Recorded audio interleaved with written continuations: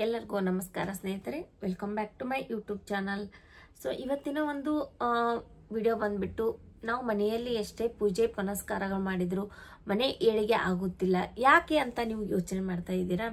ಹಾಗಿದ್ರೆ ಈ ವಿಡಿಯೋನ ಎಲ್ಲಿಯೂ ಸ್ಕಿಪ್ ಮಾಡದೆ ನೋಡಿ. ವಾಸ್ತವವಾಗಿ ಪೂಜೆ ಮಾಡುವ ಸಮಯದಲ್ಲಿ ಕೆಲವೊಬ್ಬರು ತಪ್ಪು ಕೆಲಸಗಳನ್ನ ಮಾಡ್ತಾರೆ. ಇದರಿಂದಾಗಿ ಅವರಿಗೆ ಯಾವುದೇ ಪೂಜೆಯ ಫಲ ಸಿಗುವುದಿಲ್ಲ. ಹೀಗಿರುವಾಗ ನೀವು ತಪ್ಪು ವಿಧಾನಗಳಿಂದ ಪೂಜೆಯನ್ನ ಮಾಡಿದರೆ ಕೆಲವೊಮ್ಮೆ ಅದರಿಂದ ನಿಮಗೆ ಕೆಟ್ಟ ಪ್ರಭಾವ ಕೂಡ ನಿಮ್ಮ ಮೇಲೆ ಬೀರುತ್ತದೆ. ಹಾಗಾದ್ರೆ ಏನಿರ್ಬೋದು? ನಾವು ಏನು ವಾಸ್ತವವಾಗಿ ತಪ್ಪು ಮಾಡ್ತೀವಿ ಮನೆಗಳಲ್ಲಾಗಲಿ ಮತ್ತು ಗುಡಿಗಳಾಗಲಿ, ಅವು ಏನ ಕಾರಣಗಳು ಇರಬಹುದು ಅನ್ನೋದನ್ನ ಇವತ್ತಿನ ವಿಡಿಯೋದಲ್ಲಿ ತಿಳಿದುಕೊಳ್ಳೋಣ. ಯಾವುದು ಸರಿಯಾದ ವಿಧ ಪೂಜೆ ಮಾಡ್ಲಿಕ್ಕೆ ಅನ್ನೋದು ತಿಳಿಸ್ಕೊಡ್ತೇನೆ. ಯಾವುದೇ ದೇವವೇ ಇರ್ಲಿ ಅಥವಾ ದೈವವೇ ಇರ್ಲಿ, ಪೂಜೆ ಮಾಡುವುದಕ್ಕಿಂತ ನಾವು ಸ್ವಚ್ಛವಾಗಿ ಇರಬೇಕು. ನಮ್ಮ ಮನಸ್ಸನ್ನ ಸ್ವಚ್ಛವಾಗಿ ಇಟ್ಕೋಬೇಕು ಮತ್ತೆ ಶುದ್ಧೀಕರಣವಾಗಿ ಇರಬೇಕು. ನಾವು ಅಂದ್ರೆ ಪೂಜೆ ಮಾಡೋದಕ್ಕಿಂತ ಮುಂಚೆ ನಾವು ಸ್ನಾನವನ್ನು ಮಾಡಿಕೊಳ್ಳಬೇಕು. ಅದು ಅತಿ ಅಗತ್ಯವಾಗಿರುತ್ತದೆ. ಸ್ನಾನ ಆದ ನಂತರ ಶಾಂತ ರೀತಿಯಿಂದ ಕುಳಿತುಕೊಂಡು ಪೂಜೆಯನ್ನ ಮಾಡಲಾಗುತ್ತದೆ ಮತ್ತು ಎದ್ದು ನಿಂತು ಆರತಿಯನ್ನ ಮಾಡಬೇಕಾಗುತ್ತದೆ. ಒಂದು ವೇಳೆ ದೈಹಿಕ ಸಮಸ್ಯೆಗಳಿದ್ದರೆ ನಿಂತುಕೊಂಡು ಪೂಜೆಯನ್ನ ಮಾಡಬೇಕು. ಕೆಲವರು ಪೂಜೆಯನ್ನ ಮಾಡುವಾಗ ಕೆಳಗಡೆ ಹಾಕಿ ಕೂತ್ಕೊಂಡು ಪೂಜೆಯನ್ನ ಮಾಡ್ತಾರೆ. ಆ ತಪ್ಪನ್ನ ಮಾಡಬಾರ್ದು. ಕೆಳಗಡೆ ಏನಾದ್ರೂ ಒಂದು ಮ್ಯಾಟ್ ತರ ಹಾಕಿಕೊಂಡ್ಬಿಟ್ಟು ಆಸನವನ್ನ ಇಟ್ಕೊಂಡ್ಬಿಟ್ಟು ನಾವು ಕೂತುಕೊಂಡು ಪೂಜೆಯನ್ನ ಮಾಡಬೇಕಾಗುತ್ತದೆ. ಶಾಸನಗಳ ಪ್ರಕಾರ ಕುಳಿತುಕೊಳ್ಳಲು ಒಂದು ಚಟಾಯಿ ಅಂತ ಹೇಳ್ತಾರೆ, ಇಷ್ಟೇ ಚೌಕಾಗಿ ಇರುತ್ತೆ ಮತ್ತು ಒಂದು ಮಣಿಯನ್ನ ಹಾಕಿಕೊಂಡು ಕೂತ್ಕೊಂಡ್ಬಿಟ್ಟು ಪೂಜೆಯನ್ನ ಮಾಡಬೇಕು. ಅದು ಬಳಸಿದರೆ ಶುಭ ಅಂತ ಹೇಳಿ ಅಂತಾರೆ. ಇನ್ನು ಎರಡನೇದಾಗಿ ಬಂದ್ಬಿಟ್ಟು, ದೇವರನ್ನು ಯಾವತ್ತೂ ಕೂಡ ನೆಲದ ಮೇಲೆ ಇಡಬಾರ್ದು. ದೇವರು ನಮ್ಗಿಂತ ದೊಡ್ಡವರು. ಸೊ ಅದಕ್ಕೋಸ್ಕರ ನಮಗಿಂತ ಎತ್ತರ ಸ್ಥಾನದಲ್ಲಿ ದೇವರನ್ನು ಇಟ್ಟು ನಾವು ಪೂಜೆಯನ್ನ ಮಾಡಬೇಕಾಗುತ್ತದೆ. ಭಗವಂತನ ಪೂಜೆಯನ್ನು ಮಾಡಲು ಮೂರ್ತಿಯನ್ನು ಎತ್ತರದ ಚೌಕಿ ಅಥವಾ ಮಣೆಯ ಮೇಲೆ ಸ್ಥಾಪಿಸಬೇಕಾಗುತ್ತದೆ.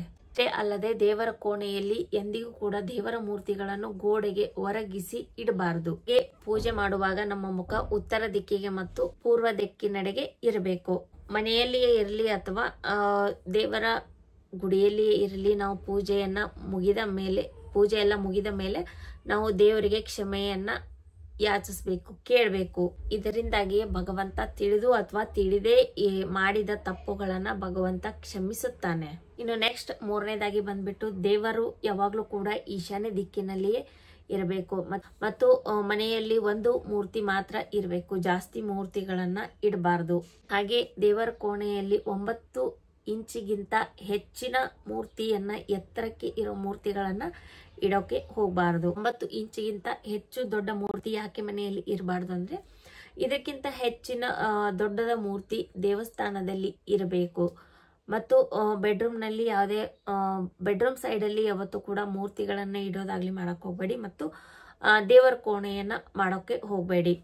ರಾತ್ರಿ ಸಮಯದಲ್ಲಿ ಯಾವತ್ತೂ ಕೂಡ ದೇವರ ಬಾಗಿಲನ್ನ ಮುಚ್ಚಿ ಇಡಬೇಕು ಅಥವಾ ಒಂದು ಪರದೆಯನ್ನ ಹಾಕಬೇಕು. ಹಾಗೆ ದೇವರ ಕೋಣೆಯಲ್ಲಿ ಬಳಕೆಯಾಗುವ ವಸ್ತುಗಳು, ಶಂಕು ಅಂತಾರೆ, ಅದು ಆಗ್ಲಿ ಗಂಟೆ ಆಗ್ಲಿ, ಇವೆಲ್ಲಗಳು ಒಂದು ಶುಭ್ರವಾದ ಒಂದು ವಸ್ತ್ರದ ಮೇಲೆ ಅವುಗಳನ್ನ ಇಡಬೇಕು. ಈ ತರ ನೀವು ಮಾಡದೇ ಇದ್ದರೆ ನೀವು ಪ್ರತಿದಿನ ಎಷ್ಟೇ ಪೂಜೆ ಪುನಸ್ಕಾರ ಮಾಡಿದ್ದರೂ ಕೂಡ ನಿಮಗೆ ಅದರ ಫಲ ಸಿಗುವುದಿಲ್ಲ.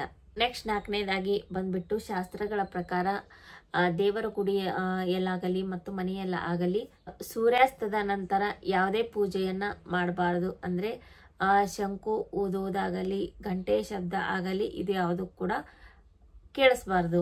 ಕತ್ತಲಾದ ನಂತರ ಅಥವಾ ರಾತ್ರಿಯ ವೇಳೆಗೆ ದೇವಿ ದೇವತೆಯರು ಶಯನಕ್ಕೆ ಹೋಗುವುದರಿಂದ ನಾವು ಯಾವುದೇ ಒಂದು ಶಂಖವನ್ನ ಊದಬಾರದು ಮತ್ತೆ ಗಂಟೆಗಳ ಶಬ್ದವನ್ನ ಕೇಳಿಸಬಾರದು. ಆ ತರ ಮಾಡುವುದು ಸರಿಯಲ್ಲ ಅಂತ ಹೇಳಿ ನಂಬಲಾಗಿದೆ.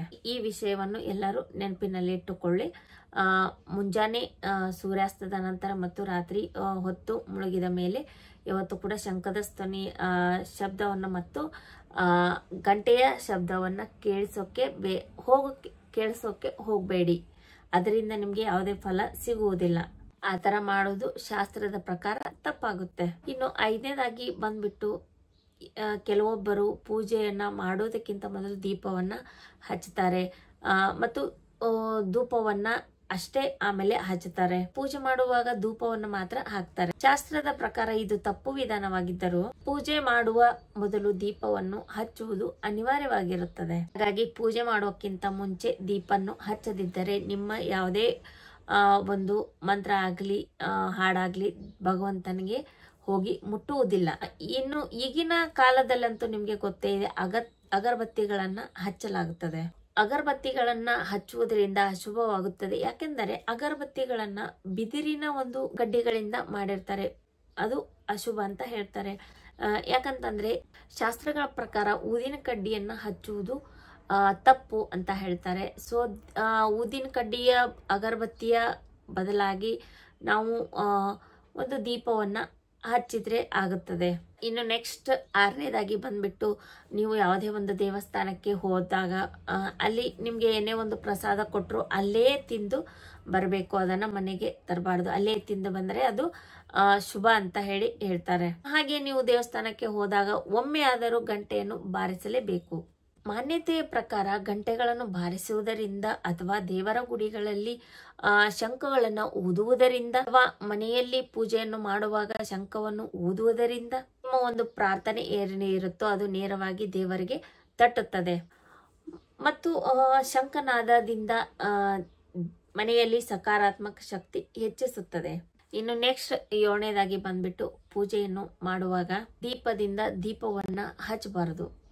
ಶಾಸ್ತ್ರಗಳ ಪ್ರಕಾರ ದೀಪದಿಂದ ದೀಪವನ್ನು ಹಚ್ಚಿದರೆ ಆ ಮನುಷ್ಯ ರೋಗಿ ಆಗ್ತಾನೆ ಅಂತ ಹೇಳ್ತಾರೆ. ಹಾಗೆ ನಾವು ದೇವರಿಗೆ ಅರ್ಪಿಸುವ ಹೂವುಗಳನ್ನ ನಾವು ಸ್ನಾನ ಮಾಡೋಕ್ಕಿಂತ ಮುಂಚೆನೆ ಅವುಗಳನ್ನ ತೆಗೆದು ಎತ್ತಿ ಇಡಬೇಕು. ಯಾಕೆಂದರೆ ಸ್ನಾನ ಮಾಡಿದ ನಂತರ ಆ ಹೂಗಳನ್ನು ಕಿತ್ತಿದರೆ ಅದು ಸ್ವಯಂಗೆ ಅರ್ಪಿಸಿದಂತೆ ಆಗುತ್ತದೆ. ಪೂಜೆಯನ್ನ ಮಾಡುವಾಗ ದೇವರಿಗೆ ಆರತಿಯನ್ನ ಎತ್ತುವಾಗ ವಿಷ್ಣು ದೇವರಿಗೆ 12 ಸಲ, ಸೂರ್ಯ ದೇವನಿಗೆ 7 ಸಲ, ದುರ್ಗಾ ದೇವಿಯ ಎದುರಿಗೆ 9 ಸಲ, ಶಿವನ ಎದುರಿಗೆ 11 ಸಲ ಮತ್ತು ಗಣಪತಿಯ ಎದುರಿಗೆ 4 ಸಲ ಆರತಿಯನ್ನ ಎತ್ತಬೇಕು. ಇದರಿಂದ ಪೂಜೆಯ ಸಕಾರಾತ್ಮಕ ಫಲ ಸಿಗುತ್ತದೆ. ಹಾಗೆ ಯಾವುದೇ ಒಂದು ಮಂತ್ರ ಜಪ ಮಾಡಿದ ನಂತರ ನಿಮ್ಮ ಕಣ್ಣುಗಳನ್ನು ಭೂಮಿಯ ಸ್ಪರ್ಶ ಮಾಡಿಸಬೇಕು. ನಿಮ್ಮ ಜಪದ ಪೂರ್ಣ ಫಲ ಪ್ರಾಪ್ತಿಯಾಗುತ್ತದೆ. 9ನೇದ್ದು ಬಂದ್ಬಿಟ್ಟು, ನೀವು ಯಾವುದೇ ಒಂದು ಹರಕೆಯನ್ನು ದೇವರ ಹತ್ರ ಕೇಳಿಕೊಂಡ್ರೆ ಅದು ಬೇಗ ಅದನ್ನ ಈಡೇರಿಸಿ, ಇಲ್ಲ ಅಂತಂದ್ರೆ ಅದರಿಂದ ಯಾವ ಒಂದು ಪ್ರತಿಫಲನೂ ನಿಮ್ಗೆ ಸಿಗುವುದಿಲ್ಲ. ಇನ್ನು 10ನೇದಾಗಿ ಬಂದ್ಬಿಟ್ಟು, ದಾನ ದಕ್ಷಿಣೆಗಳನ್ನ ಯಾವತ್ತೂ ಕೂಡ ಬಲಗೈಯಿಂದನೇ ನಾವು ಮಾಡಬೇಕು. ಹಾಗೆ ಏಕಾದಶಿ, ಅಮಾವಾಸ್ಯೆ ಆಗ್ಲಿ, ಹುಣ್ಣಿಮೆ ಆಗ್ಲಿ, ವ್ರತ ಆಗ್ಲಿ, ವಾರ ಆಗ್ಲಿ, ಕೃಷ್ಣ ಚತುರ್ದಶಿ ಅಥವಾ ಯಾವುದೇ ಒಂದು ಶ್ರಾದ್ದದ ದಿನ ಆಗ್ಲಿ ಅವತ್ತು ಕೂದಲನ್ನ ಕತ್ತರಿಸಬಾರದು.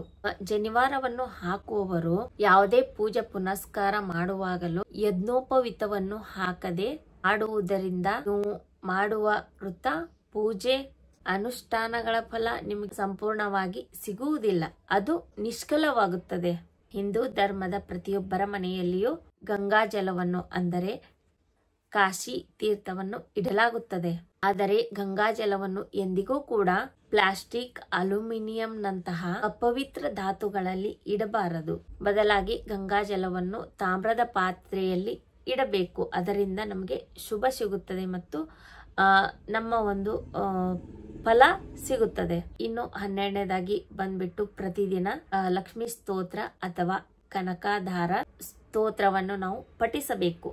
ಇದರಿಂದ ಧನ ಪ್ರಾಪ್ತಿ ಆಗುತ್ತದೆ ಮತ್ತು ಧನದ ಸಂಚಯವನ್ನು ಮಾಡುವುದರಲ್ಲಿ ಸಹಾಯವಾಗುತ್ತದೆ. ಇದು ಒಂದು ಚಮತ್ಕಾರಿ ಸ್ತೋತ್ರವಾಗಿದ್ದು ಇದರಿಂದ ಲಕ್ಷ್ಮೀ ದೇವಿಯು ಕೃಪಾ ಕಟಾಕ್ಷ ನಿಮ್ಮ ಮೇಲೆ ಸದಾ ಇರುತ್ತದೆ. ಇನ್ನು 13ನೇದಾಗಿ ಬಂದ್ಬಿಟ್ಟು, ವಾಸ್ತು ಶಾಸ್ತ್ರದ ಪ್ರಕಾರ ನಾವು ಊಟದ ಹೊತ್ತಿಗೆ ಅಥವಾ ಭೋಜನದ ಹೊತ್ತಿಗೆ ಓದುವುದು ಮತ್ತು ತಮ್ಮ ಒಂದು ಕೆಲಸಗಳ ಬಗ್ಗೆ ಮಾತನಾಡುವುದು ಮಾಡಬಾರದು. ಇದು ಕೂಡ ಅಶುಭವೆಂದು ತಿಳಿಸಲಾಗಿದೆ. ಇದರಿಂದ ನ ಪ್ರಾಪ್ತಿಯ ವಿಷಯದಲ್ಲಷ್ಟೇ ಅಲ್ಲದೆ ಇನ್ನು ಹಲವಾರು ವಿಷಯಗಳಲ್ಲಿ ನಷ್ಟಕರವಾಗಲಿದೆ.